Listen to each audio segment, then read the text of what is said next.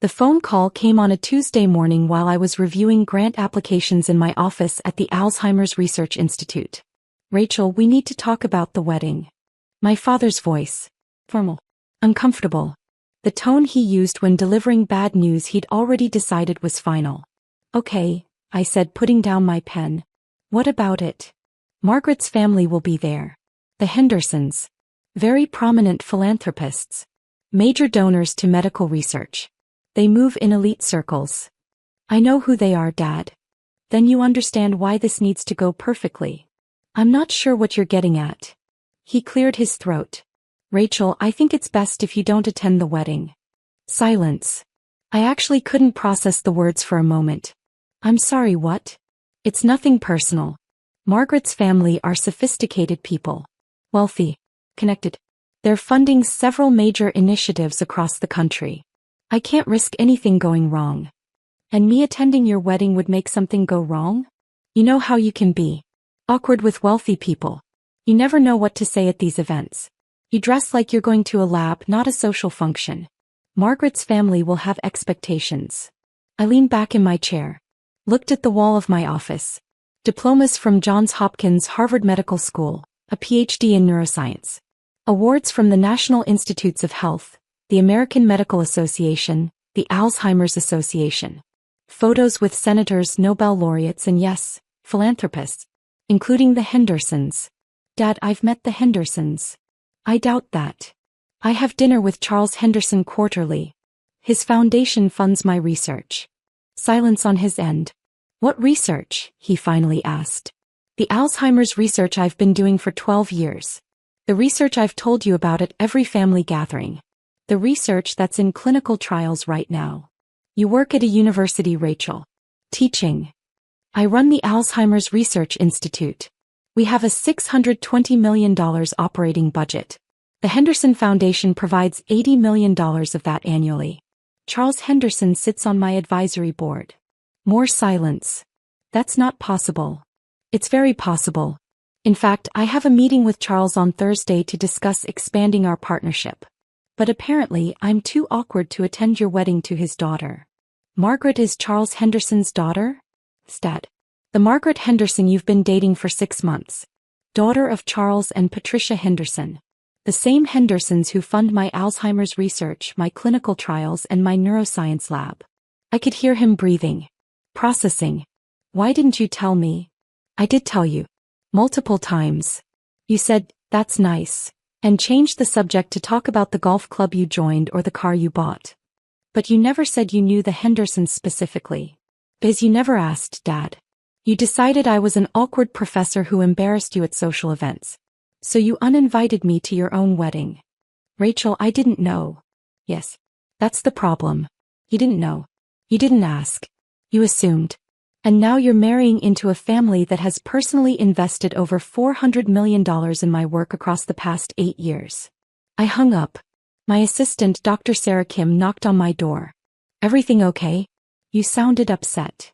My father just uninvited me to his wedding because he's afraid I'll embarrass him in front of the bride's family, who happen to fund our entire research program. Sarah's eyes went wide. Wait, your dad is marrying Margaret Henderson? The Margaret Henderson? Apparently so. Does he know you work with her family? He does now. Sarah started laughing. Oh my God. This is incredible. What are you going to do? Go to the wedding. But he uninvited you. And I'm uninviting myself. Charles Henderson would be devastated if he knew I was excluded from his daughter's wedding. Especially since he considers me family. This is going to be spectacular. That's one word for it. I'm Dr. Rachel Thompson, 43 years old, and I've been invisible to my family my entire life.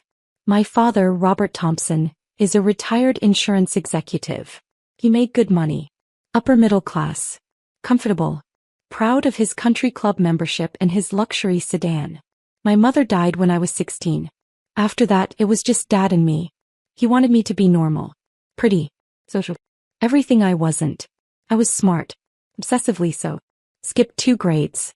Graduated high school at 16. Got a full scholarship to Johns Hopkins. Dad's response. College is fine, but don't forget you need to be marriageable. I got my bachelor's in 3 years. Masters in 2. MD/PhD in neuroscience in 6. By 27, I was Dr. Rachel Thompson with a medical degree and a doctorate in neuroscience. Dad asked when I was going to stop being a student and get a real job. I became a professor at Harvard Medical School. Started researching Alzheimer's disease. Published groundbreaking papers on protein aggregation and neural degeneration. At 31, I secured a $50 million grant from the National Institutes of Health. At 33, I founded the Alzheimer's Research Institute with backing from 3 major philanthropic foundations. At 35, our research led to a breakthrough in early detection of Alzheimer's. Published in Nature. Featured on 60 Minutes. Named one of Time magazine's 100 most influential people in health. Dad's response, "That's nice. Are you seeing anyone?" By 40, our institute had a $620 million operating budget. We employed 200 researchers. Ran clinical trials across 15 hospitals. Had patents on 3 diagnostic tools and 2 potential treatments. The Henderson Foundation became our largest donor. Charles Henderson, billionaire philanthropist, believed in our work. We had quarterly dinners. He called me for advice on medical philanthropy. Introduced me to other donors. His wife Patricia joined our advisory board. Their son Marcus toured our labs regularly. And apparently their daughter Margaret was now engaged to my father. Dad had mentioned dating someone new 6 months ago. Successful. Sophisticated. From a good family. He'd never mentioned her name. Never introduced us. Never thought I was important enough to include. And now he'd uninvited me to the wedding because I might embarrass him. Every Christmas, every birthday, every phone call I'd try to share my work. We're starting a new clinical trial for early-stage Alzheimer's treatment. That's nice, Rachel. Have you thought about online dating? We just received a $120 million grant from the Henderson Foundation. Good for you. I joined a new golf club. Very exclusive. We're presenting our findings at the World Health Summit in Geneva. Switzerland, how fancy. I'm getting a new Mercedes. Come see it sometime. He never came to my lab. Never attended my lectures. Never read my papers. When I won the National Medal of Science 2 years ago, presented by the President of the United States, I called to tell him, "That's wonderful, sweetie. I can't talk long, I have a tea time." He didn't ask what the medal was for. Didn't ask to see photos. Didn't congratulate me beyond that one sentence. But he'd called everyone he knew when he got promoted to VP of his insurance company 20 years ago. The pattern was clear. My accomplishments didn't fit his vision of success. I wasn't married. Didn't have kids. Didn't host dinner parties or join the junior league. I saved lives. Pioneered treatments. Changed medicine. But that wasn't what he valued. Charles Henderson made his fortune in tech. Sold his company for $4.2 billion in the late 90s. Spent the next 20 years giving it away strategically. Medical research. Education.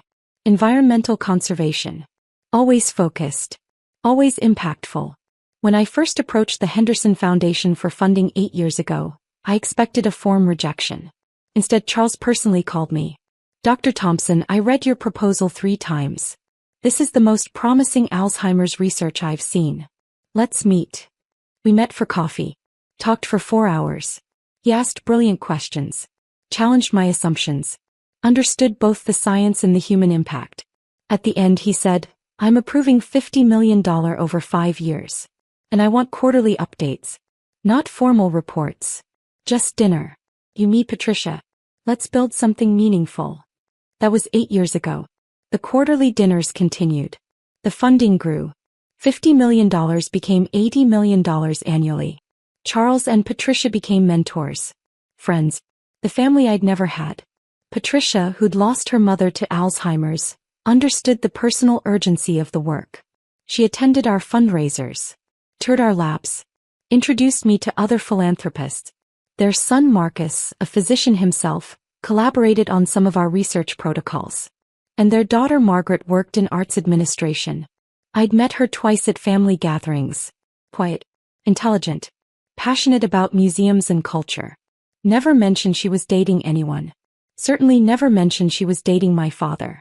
I called Charles Henderson that evening. "Rachel, I was just thinking about you. Thursday's meeting is still on?" "Absolutely. But Charles, I need to ask you something." Anything. Your daughter Margaret is getting married soon? Yes. 3 weeks from Saturday. We're thrilled. Robert is a good man. Thought. Treats Margaret wonderfully. Robert Thompson is my father. Silence. Complete silence. Then, I'm sorry, Robert Thompson is your father? Yes. How did I not know this? Different last names. I use my mother's maiden name professionally. And my father and I aren't close. I've mentioned him over the years but never by name. Rachel, this is incredible. You're going to be Margaret's stepdaughter. About that. My father called today. He uninvited me to the wedding. He what? Said he couldn't risk anything going wrong. Said your family is too sophisticated. That I'm awkward with wealthy people and might embarrass him. I heard Patricia in the background. Charles, what's wrong? He put me on speaker. Patricia, Rachel's father is Robert. The Robert marrying Margaret. Patricia gasped. Rachel. This is wonderful. Wait, what's wonderful? Rachel's father uninvited her to the wedding because he's afraid she'll embarrass him in front of us. The silence that followed was different. Dangerous. He did what? Patricia's voice could have frozen nitrogen. Said I dress like I'm going to a lab. That I don't know how to talk to wealthy people. That I might make something go wrong. Rachel, Charles said carefully, do you want to come to the wedding? I do now. Then you're coming. As our guest. You'll sit at our table. Charles, I don't want to cause drama. Drama? Rachel, you've changed medicine. You've saved lives. You run a $620 million research institute that we're honored to support. And your father thinks you're an embarrassment. His voice was steel. You're coming to the wedding. And Robert is going to learn exactly who his daughter is. Patricia added, we're picking you up. You'll arrive with us. We'll make sure everyone knows who you are. This feels like revenge. This feels like justice, Charles corrected. See you Saturday. The next 2 weeks were normal. Research meetings. Clinical trial reviews. A symposium presentation.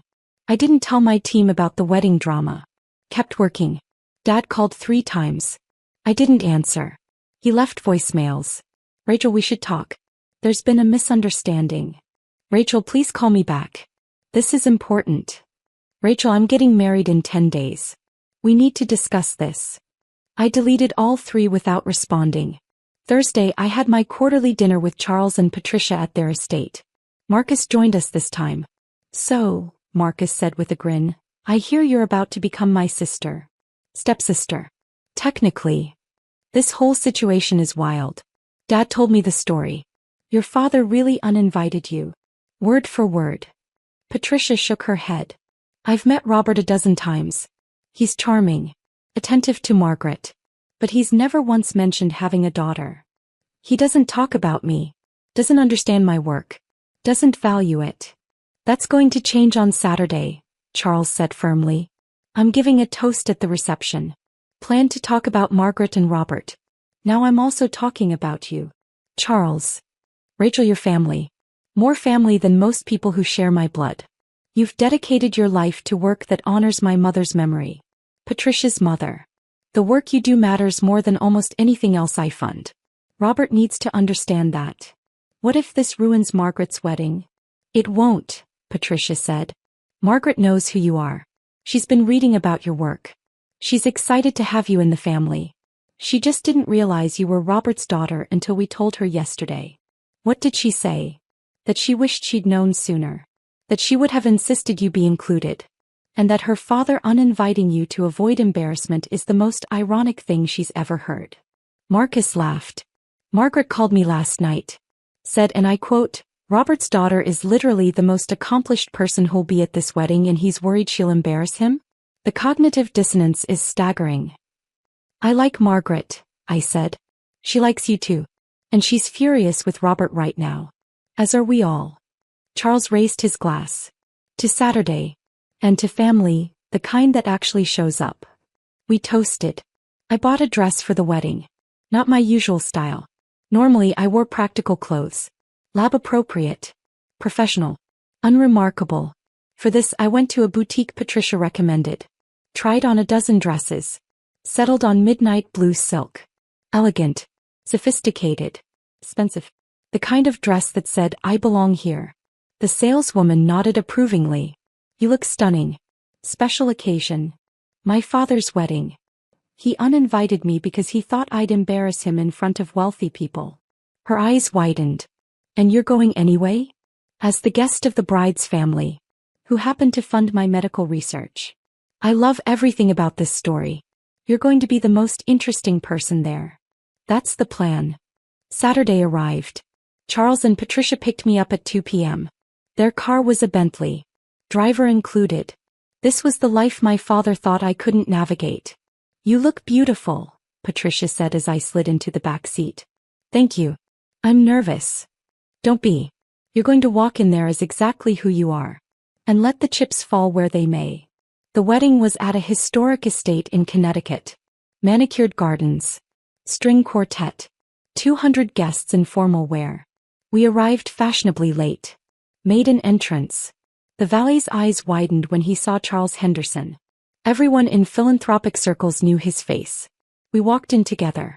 Charles on one side of me, Patricia on the other. Like I belonged. Because I did. The wedding ceremony was outdoors. White chairs. Floral arbor. Magazine perfect. We were shown to the second row. Family seating. Dad was at the altar with the officiant. He saw us approaching. Saw Charles. Saw Patricia. Saw Marcus. Then saw me. His face went white. Then red. Then white again. Margaret appeared at the back of the aisle. Saw her family. Saw me. Smiled. Actually smiled. The ceremony was beautiful. Traditional. Heartfelt. Dad kept glancing at me. I kept looking straight ahead. When the officiant said, "You may kiss the bride," everyone applauded.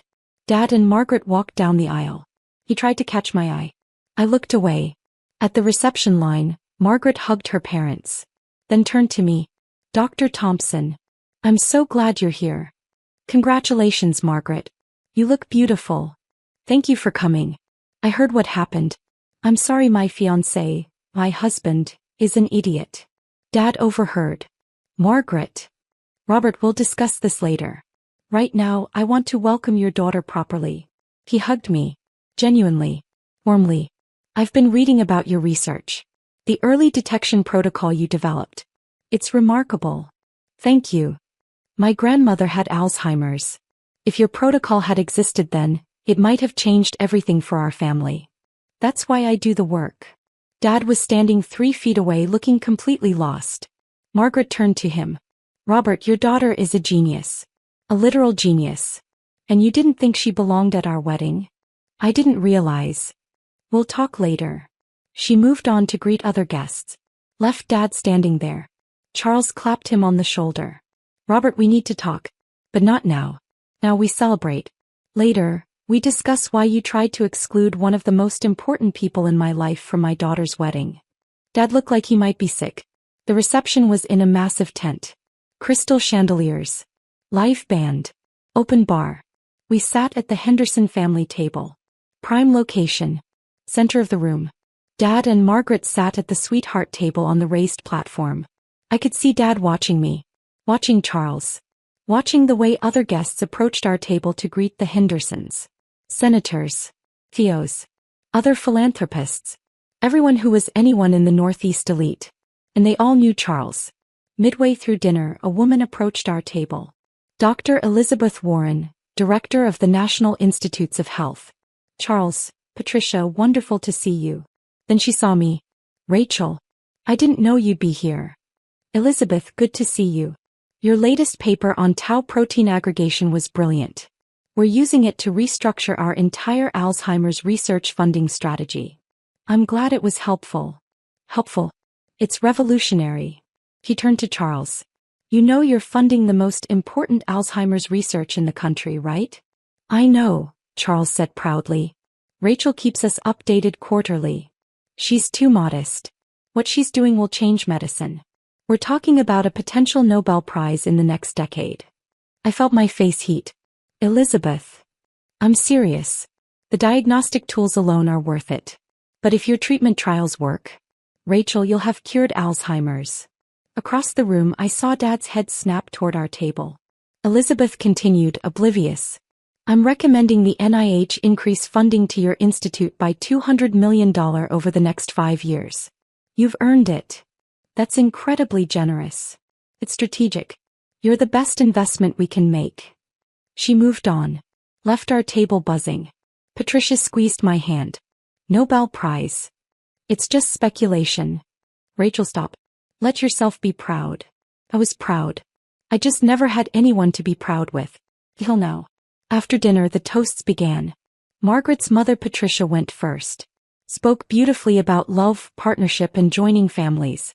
Then Charles stood. Tapped his glass. I'm Charles Henderson, father of the bride. And I want to talk about family. The room quieted. Margaret found a good man in Robert. He's kind to her. Treats her with respect. Makes her laugh. I'm thrilled to welcome him to our family. Dad smiled. Relaxed slightly. But tonight I also want to acknowledge someone else joining our family. Someone extraordinary. Someone who's been part of our lives for 8 years but who we're only now learning is Robert's daughter. Dad's smile froze. Dr. Rachel Thompson is one of the foremost neuroscientists in the world.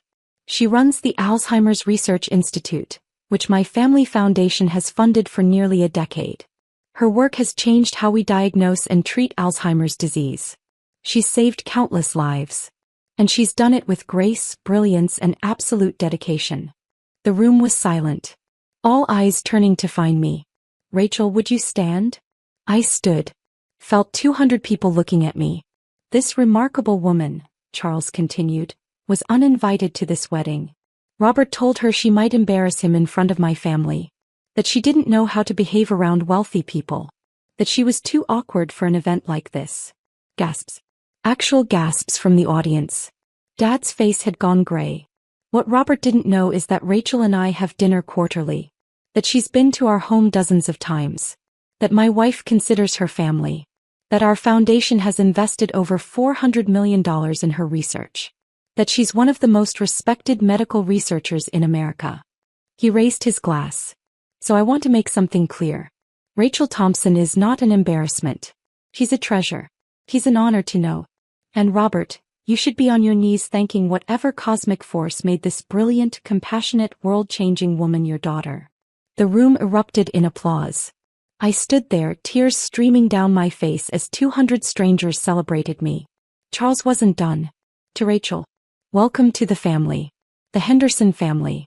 Where your work is valued, your brilliance is celebrated, and you will never, ever be made to feel less than the extraordinary person you are.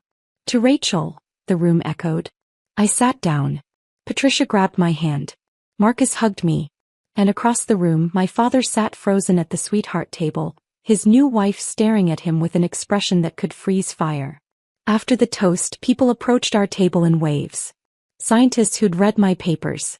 Philanthropists who'd heard of my work. Medical professionals who used our diagnostic protocols. Dr. Thompson, I had no idea you were Robert's daughter. Your research changed my mother's treatment plan. Can we schedule a meeting? Our foundation wants to support your work. I smiled. Thanked them. Exchanged cards. Dad watched from the sweetheart table. Didn't approach. Margaret did. She came to our table, dress trailing behind her. Rachel, can we talk? Just for a moment. Of course. We walked to a quiet corner of the tent. I'm so sorry, she said immediately. I had no idea Robert had uninvited you. I didn't even know he had a daughter until 3 weeks ago. He mentioned you once, said you were in education, and changed the subject. In education? That's what he said. Not that you were a renowned neuroscientist. Not that you ran a major research institute. Just, in education. That's about right. When my father told me who you were, I was horrified. I wanted to call you immediately, but Dad said he'd handle it. That you'd be here. That Robert needed to see the truth. Your father is protective. He loves you. They both do. They talk about you constantly. Rachel found a new protein marker. Rachel's clinical trial showed promising results. Rachel spoke at the World Health Summit. I knew exactly who you were before I knew you were Robert's daughter. I'm sorry this happened at your wedding. Don't be. This needed to happen. Robert needed to see who you actually are. What you've accomplished. And frankly, he needed the public accountability. He looks devastated. Good. He should be. Rachel, can I ask you something? Anything. Why did you come? After he uninvited you? You could have stayed away. Made him explain your absence. But you came anyway. I thought about it. Because I wanted to meet you. Because I wanted your family to know I valued their relationship. And because I was tired of being invisible. Margaret hugged me. You're not invisible anymore. An hour after Charles's toast, Dad approached our table. He looked smaller. Defeated. Older. Rachel, can we talk? I looked at Charles. He nodded. Dad and I walked outside. Found a quiet spot in the garden. I'm sorry, he said immediately. For which part? All of it. Uninviting you. Not knowing about your work. Not seeing you. You've had 43 years to see me, Dad. I know. I told you about my research. Every holiday. Every phone call. Every visit. You nodded and changed the subject. I didn't understand. You didn't try to understand. There's a difference. He sat on a bench. Put his head in his hands. When Charles made that toast, when everyone applauded, when I saw the way people looked at you, I realized I've been living next to greatness my entire life and I never noticed. I'm not great. I'm just good at my job. Rachel, you're curing Alzheimer's disease. The NIH director said you might win a Nobel Prize. You run a $620 million institute. My new in-laws have invested hundreds of millions of dollars in your work. That's not just being good at your job. That's changing the world.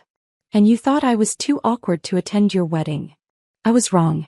Spectacularly, humiliatingly wrong. I sat next to him. Why did you do it? Really? Because you intimidated me. You were always so smart. So focused. After your mother died, I didn't know how to connect with you. You lived in your head in your research. I couldn't relate. So you dismissed me. So I told myself you were just an academic. Not living in the real world. Not successful in ways that mattered. It was easier than admitting I had no idea how to be the father you deserved. You could have asked. About my work. My life. My research. Would you have told me? I tried to tell you for years, Dad. You just never listened. He was crying now. Quietly. Can you forgive me? I don't know. You didn't just miss one event. You missed my entire life. My MD graduation. My PhD defense. My first major grant. The founding of my institute. The NIH medal. All of it. You were there physically sometimes, but you were never actually present. I want to change that. Why? Because Charles Henderson embarrassed you? Because you realized I'm successful in ways you understand now? Or because you actually care about me? He didn't answer immediately. I don't know, he finally said. Maybe all three. But Rachel, I want to try. I want to know my daughter. The real one. Not the person I invented to make myself feel better about not understanding you. That's going to take time. I have time. I'm not going anywhere. Margaret might have other ideas after tonight. He laughed. Painful. She's furious. Said we're having a very long conversation tomorrow about family and respect and how I could have been so blind. She's smart. Like her new stepdaughter. We sat in silence for a few minutes. Finally I said, I'm willing to try. But Dad, you need to actually show up. Read my papers even if you don't understand them. Visit my lab. Ask about my work. Don't just nod and change the subject. I will. I promise. And Dad? I'm not going to make myself smaller to make you comfortable anymore. I'm a neuroscientist. I run a major research institute. I'm proud of my work. If that intimidates you, that's something you need to work through. I understand. Do you? Because for 43 years, you've wanted me to be someone else. Someone easier. Someone who fit your vision of what a daughter should be. I was wrong. Yes. You were. He stood. Offered his hand to help me up. I took it. We walked back to the reception together. The rest of the reception was surreal. People approached me constantly. Wanted to talk about research. Share stories about family members with Alzheimer's. Offer funding. By the end of the night, I had 17 business cards from potential donors. 6 from other medical researchers. 3 from pharmaceutical companies wanting to discuss partnerships. Charles found me at the bar. You okay? Overwhelmed. Good overwhelmed or bad overwhelmed? Good, I think. Dad and I talked. He apologized. We're going to try to build something real. That's all you can ask. Thank you, Charles. For the toast. For forcing this confrontation. For valuing me when my own family didn't.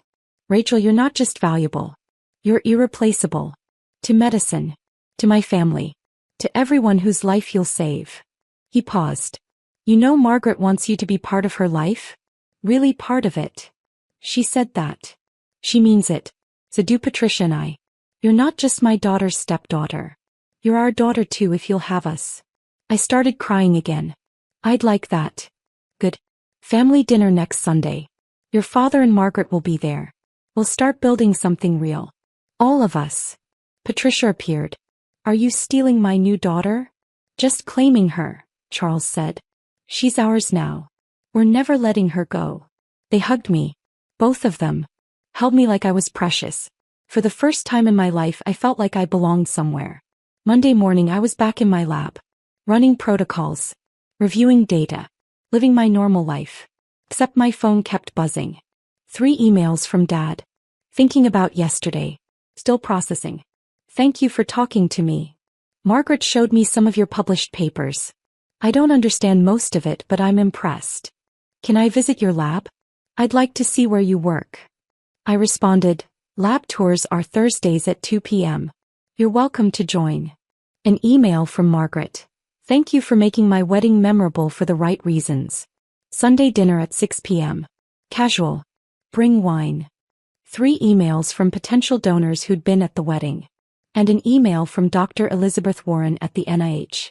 The buzz from Saturday night has reached DC. Prepare for a very good news phone call on Wednesday. Sarah found me at lunch. How was the wedding? Life-changing. In what way? My father's new father-in-law made a toast about me. Told 200 people that I'd been uninvited to the wedding for being an embarrassment. Then explained exactly who I am and what I've accomplished. Sarah's eyes went wide. Oh my God. The NIH director was there. Half the medical philanthropists on the East Coast were there. Everyone now knows that Robert Thompson's daughter is the neuroscientist he tried to exclude from his wedding. That's amazing. It's terrifying. But also freeing. I don't have to hide anymore. Don't have to make myself smaller. Don't have to pretend my work doesn't matter. It always mattered, Dr. Thompson. I know. But now my family knows too. Wednesday the NIH called. Just as Elizabeth promised. Dr. Thompson, we're increasing your funding by $250 million over 5 years. Your work is too important. We're also nominating you for the Presidential Medal of Science. I sat down. Couldn't speak. Dr. Thompson? I'm here. Just processing. You've earned this. Your tau protein research alone justifies it. But your diagnostic protocols, your clinical trials, your leadership in the field, you're transforming how we approach neurodegenerative disease. Thank you. No. Thank you. For the work. For the dedication. For changing medicine. After the call I sat in my office. Looked at the walls. The diplomas. The awards. The photos. Added a new photo to the collection. Me with Charles, Patricia, Marcus and Margaret at the wedding. My new family. The family that saw me. Sunday dinner at the Henderson estate was casual. Jeans and sweaters. Wine and pasta. Dad and Margaret arrived together. He looked nervous. Rachel. Dad. Thank you for inviting me. Charles invited you. I'm just here. Fair enough. We ate. Carefully at first. Then Charles asked about my research. I really talked. Explained the protein aggregation process. The diagnostic markers. The treatment protocols. Dad listened. Actually listened. Asked questions that showed he was paying attention. So when you say, tau proteins, you mean? I explained. Use simple terms. He nodded. And this could actually prevent Alzheimer's? Potentially. If we catch it early enough. If the treatment trials work. We're years away from knowing for sure. But you're doing it. Actually doing it. We're trying. Margaret chimed in. She's too modest. The scientific community thinks she's going to cure Alzheimer's within a decade. Cure is a strong word. Dr. Warren said Nobel Prize. Patricia reminded me. Dad looked at me. Really looked. I'm sorry I missed all of this. The work. The accomplishments. The person you became. You can't miss what you never saw, Dad. Then I'm sorry I never saw you. It wasn't forgiveness. Not yet. But it was acknowledgement. Recognition. The beginning of something real. Marcus raised his glass. To new family. And to Rachel, who's been family all along. We toasted. And for the first time in my life I had a father who saw me. A family that valued me. A place where I belonged. Not because I'd changed, but because they finally opened their eyes. 1 year after the wedding, our phase 2 clinical trials showed success. The Alzheimer's treatment worked. Not a cure, but significant slowing of progression. Quality of life improvements. Hope. We published in the New England Journal of Medicine. Front page. Dad came to the press conference. Sat in the back. Watched me present our findings to the world. Afterward he hugged me. Your mother would be so proud. You think. I know. She always said you were special. I just didn't understand what she meant. Mom said that. Constantly. Our Rachel is going to change the world. I thought she was just being a proud mother. Turns out she was right. We stood there. Father and daughter. Finally seeing each other. I'm proud of you too, he said quietly. I know I haven't earned the right to say that. But I am. So incredibly proud. Thank you, Dad. That was enough. For now. 2 years after the wedding I won the Lasker Award for Medical Research. The American Nobel. Dad, Margaret, Charles, Patricia, and Marcus all attended the ceremony in New York. When they announced my name all 5 of them stood and cheered. My family. The one I was born into and the one I chose. Both finally fully seeing me. 3 years after the wedding the Nobel Committee called. I won the Nobel Prize in Physiology or Medicine for my work on Alzheimer's disease. The ceremony was in Stockholm. December. Formal wear and international press. Dad was there. Front row. Crying as I accepted the medal. I'm here, he whispered as we posed for photos. I'm finally here. I know, Dad. I see you now. Really see you. I know. And I did. Because seeing isn't just looking. It's acknowledging. Valuing. Celebrating. It took 46 years. A wedding drama. A public toast. A father-in-law who forced accountability. But finally, completely, my father saw me. Not as the daughter who didn't fit his vision. But as the woman who changed medicine. The scientist who saved lives. The person I'd always been. And that was worth everything.